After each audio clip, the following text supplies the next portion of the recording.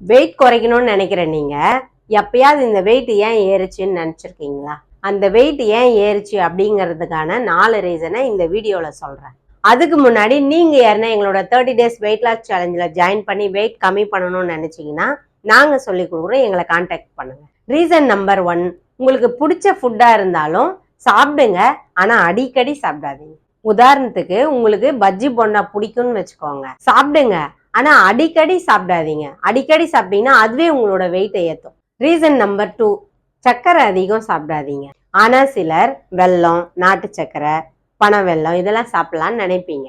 அது கூட அளவா தான் சாப்பிடணும்.